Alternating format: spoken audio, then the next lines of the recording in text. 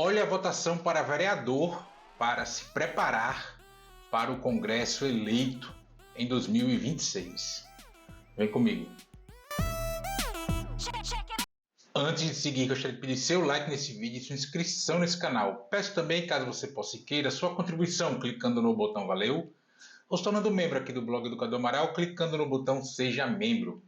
Os membros do blog Educador Amaral têm acesso a conteúdos exclusivos e assim você ajuda mais um espaço de luta contra o fascismo à brasileira. Ao final do vídeo, deixe seu comentário, concorde, discorde ou complemente. Mas sempre se lembre que só não vale xingar nem falar da mãe do povo. Compartilhe esse vídeo em todas as suas redes sociais e também no WhatsApp e no Telegram, se você tiver. Lembrando que se você é de Lagoas, você pode assistir o blog do Educador Amaral na TV Com Marcel, canal 12 da NET. Se você não é de Lagoas, você pode assistir a TV Com no link que está na descrição desse vídeo. Obrigado. Segunda-feira, 7 de outubro, são agora 2h30 da tarde. E no último domingo, dia 6 de outubro, véspera de eu gravar esse vídeo, tivemos as eleições municipais. E o resultado foi o óbvio, ululante, e já cantado aqui no canal há pelo menos 2 meses. Vitória do Centrão. Os partidos do Centrão elegeram mais prefeitos, tendo o PSD o maior deles com 888 prefeitos eleitos. Em seguida vem o MDB com 865. Na sequência, o PP com 752. Depois vem o União Brasil com 589. Na sequência vem o PL com 523. Republicanos com 441. PSB com 312. PSDB com 276 e o PT com 253. Todos os partidos citados nessa sequência até o PT, exceto o PSDB, cresceram em número de prefeituras no comparativo com as eleições de 2020. Ainda vamos ter segundo turno em 52 cidades brasileiras, mas estatisticamente falando, isso é irrelevante. E ainda temos o resultado para vereador, o cargo mais próximo aos eleitores e, em princípio, o com mais vinculação partidária, porque na disputa para prefeito, o eleitorado muitas vezes escolhe por exclusão e os discursos dos candidatos a prefeito tendem a ser mais amplos, mais recuados, mais próximos ao centro, não confundir com o centrão, mas ao centro do espectro político-ideológico. Os prefeitos são importantes cabos eleitorais, mas os vereadores tendem a ser mais engajados na disputa para o Congresso Nacional, principalmente para a Câmara de Deputados. Até porque eleger deputado, inclusive deputado estadual também, pode significar a reeleição desse vereador 2 anos depois. Bem ou mal, os prefeitos ainda possuem mecanismos para conseguir recursos para suas administrações e serem bem avaliados pelo seu eleitorado ali do seu município. A exemplo, os recursos oriundos de execução do governo federal, seja em obras, seja em programas sociais. O vereador não. Para sua reeleição, o vereador tem o próprio desempenho na atividade parlamentar e a ajuda dos de cima, de deputados estaduais e de deputados federais. Por isso é importante olharmos para a disputa de vereador para entendermos o potencial de voto dos partidos para a Câmara dos Deputados, principalmente. O TSE, no momento que eu gravo esse vídeo, ainda não divulgou o quantitativo de votos que cada partido obteve na disputa para vereador em 6 de outubro de 2024. Mas se olharmos, por exemplo, para ilustrar o que eu acabei de dizer, para o resultado de vereador em 2020, vemos o vislumbre do que viria a seguir nas eleições parlamentares de 2022 para a Câmara dos Deputados. Evidente que os resultados não são um copia e cola, até porque nas eleições gerais agora de 2022, e todas elas, evidentemente, a disputa presidencial acaba influenciando as demais disputas para governador, senador, deputados, enfim. Mas se a gente observar o ranking de eleitos de 2020 para vereador por partido, a gente nota uma proximidade razoavelmente grande com a votação dos partidos para a Câmara dos Deputados. Outros fatores também causam diferenças entre esses resultados que eu que mostrei agora aqui para vocês. Entre elas, a formação das federações e as fusões partidárias. O resultado para vereador neste ano de 2024 traz aumento de eleitos em quase todos os primeiros colocados. E, podem apostar, essas legendas serão as maiores na Câmara dos Deputados, ressaltando, mais uma vez, tendo um centrão amplamente maior e a influência da disputa presidencial nas eleições para governador, deputado federal, senador e deputado estadual. Então, a gente deve ter aí, a partir de 2027, uma Câmara dos Deputados bem parecida com a atual. Já para o Senado, por se tratar de uma eleição majoritária, fatores como o perfil individual dos candidatos acabam tendo um peso maior. Além do que, por ter menos candidaturas, o eleitorado médio, esse que não acompanha os pormenores da política, nas disputas majoritárias, acaba escolhendo os seus preferidos, as suas opções de voto, de maneira mais autônoma.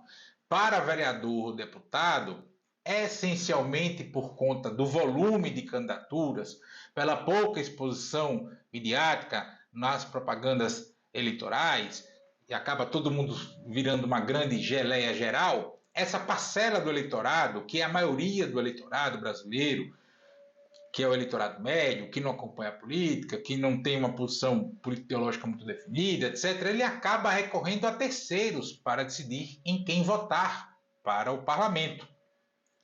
E como terceiro coloca aí o padre, o pastor, o líder comunitário, o primo da família, que é considerado lá no grupo do WhatsApp da família como um entendido de política, ou tio, ou sobrinho, ou irmão, enfim. E por aí vai. No caso da eleição para deputado, por se tratar das eleições gerais, você coloque nesse rol de consultados, digamos assim, para orientar o voto da maioria da parcela dos eleitores, o prefeito e o vereador das cidades, das pessoas, principalmente das cidades médias e pequenas. E ainda no caso da disputa para deputado, não podemos esquecer o peso das emendas parlamentares. Imagine a maioria esmagadora das cidades brasileiras só dependem financeiramente do Fundo de Participação dos Municípios e das emendas parlamentares e de recursos de transferência direta do Poder Executivo, programas sociais, obras, etc.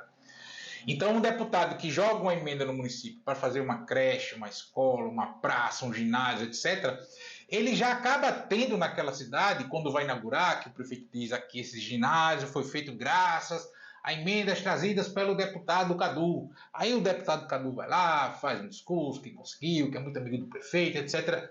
Só aí já se acaba conquistando votos ditos espontâneos, considerados espontâneos por boa parte do eleitorado daquele município. Mas e para a disputa de presidente da República? Qual o grau de influência que tem as eleições municipais nessa disputa? A disputa para a presidência da República acaba passando um pouco por cima dessa lógica, assim, do chão do eleitor, do chão do eleitorado. Primeiro, pela massiva exposição midiática que essa disputa possui, seja na mídia tradicional, rádio, televisão, jornais, sites, blogs, etc., seja nas redes sociais. Então, essa hiperexposição garante mais visibilidade aos candidatos. Segundo, por ter poucas candidaturas.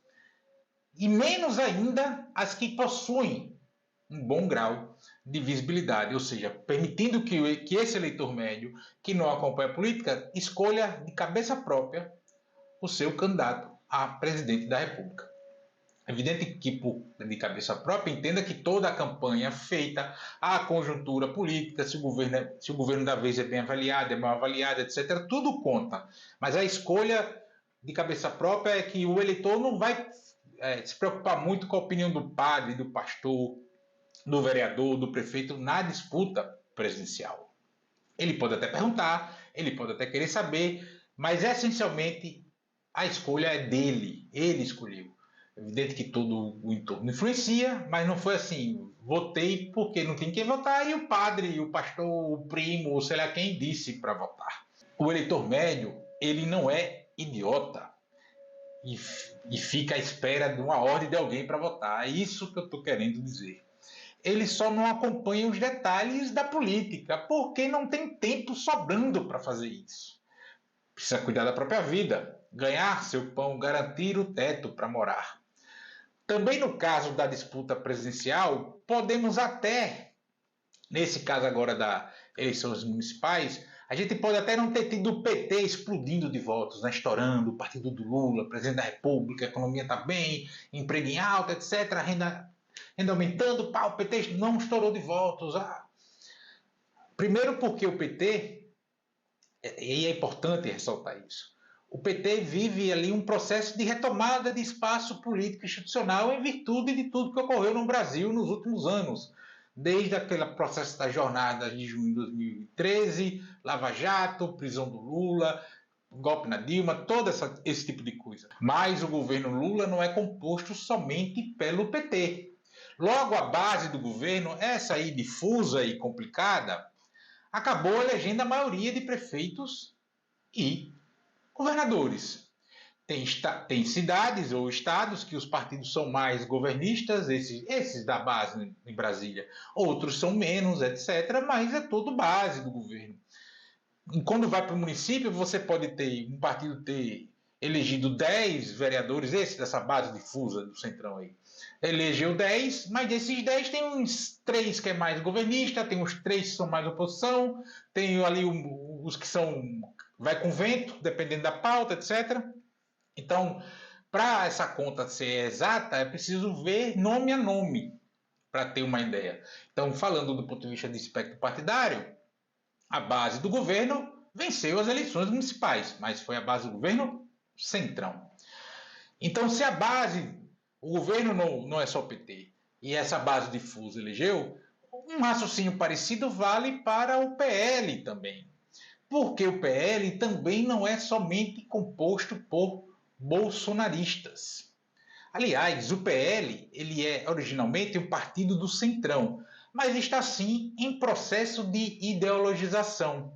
E há algum conflito interno entre eles. A gente vê claramente nas notícias aí, Valdemar se queixando aqui e acolá, etc. Aí PL de tal lugar se queixa de Bolsonaro, esse tipo de coisa, enfim. E se algum eleito do PL, principalmente esse do interiorzão do Brasil, avaliar que votar no PT para presidente lhe será mais rentável, lhe renderá mais politicamente na sua localidade, ele fará isso sem a menor crise de consciência. Antes a infidelidade partidária do que ficar distante politicamente do seu eleitorado. E é por isso que o PL ainda não é um partido nacional de fato. É um partido que está se nacionalizando cada vez mais, por que não, se tornando um partido de massas. Sim, mas ainda não é um partido nacional de fato. Partido nacional não é ter diretórios em todos os estados. Partido nacional é ter uma tática política nacional unificada. E aí as disputas locais atendem a esse interesse nacional da disputa nacional. Isso é ser um partido nacional. E dos grandes partidos que temos no Brasil, somente o PT é um partido nacional, de fato. Porque a vida política real é dura mesmo, ela é assim mesmo, ela é contraditória, ela é dura. Eu, alguns vídeos para trás, eu fiz comentando a relação entre o Renan Calheiros e o Arthur Lira aqui em Alagoas. Que eles juntos em muitas disputas para a prefeitura aqui.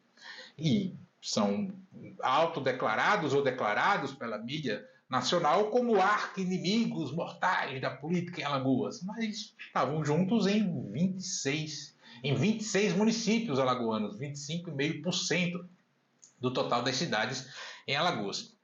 E é esse mesmo eleitor médio também não se vê obrigado a votar de cabo a rabo no mesmo partido ou na mesma coligação. Então o cara pode votar para deputado, sei lá, no PL, para presidente no PT. Votar para presidente no PL e para deputado no PT. O eleitor não vê a obrigação de fazer isso.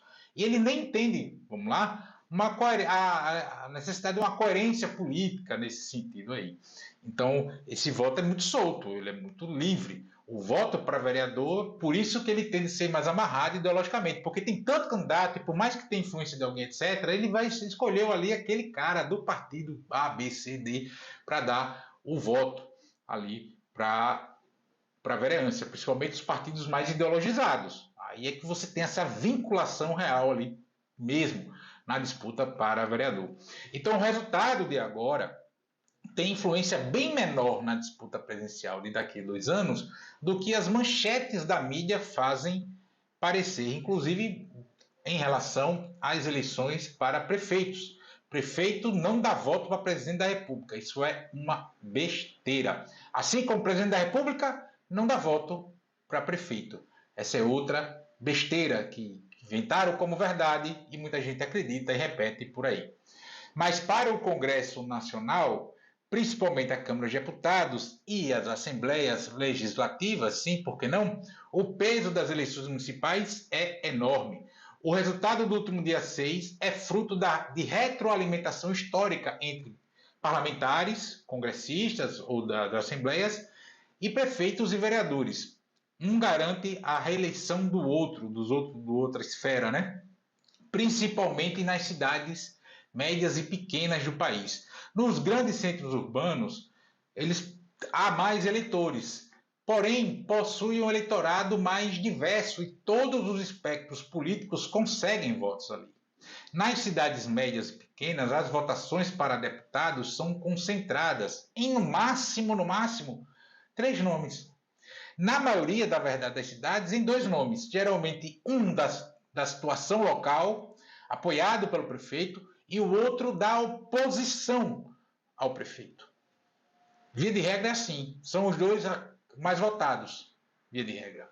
E quase sempre da situação com mais votos do que o apoiado pela oposição. E enquanto não sairmos desse círculo vicioso entre parlamentares e prefeitos e vereadores, a esquerda sempre perderá as eleições para o Parlamento Nacional e municipais, evidentemente. Mas para reverter isso, é preciso um projeto político de médio e longo prazo, porque não se vence uma estrutura montada há décadas de uma eleição para outra. Daí falta essa visão mais longe, digamos assim, ao horizonte, etc., vislumbrar um caminho mais longo, porém mais sólido, a ser trilhado e construído. Mas para fazer isso, precisa da devida paciência política para que esse projeto se materialize. Foquem no parlamento.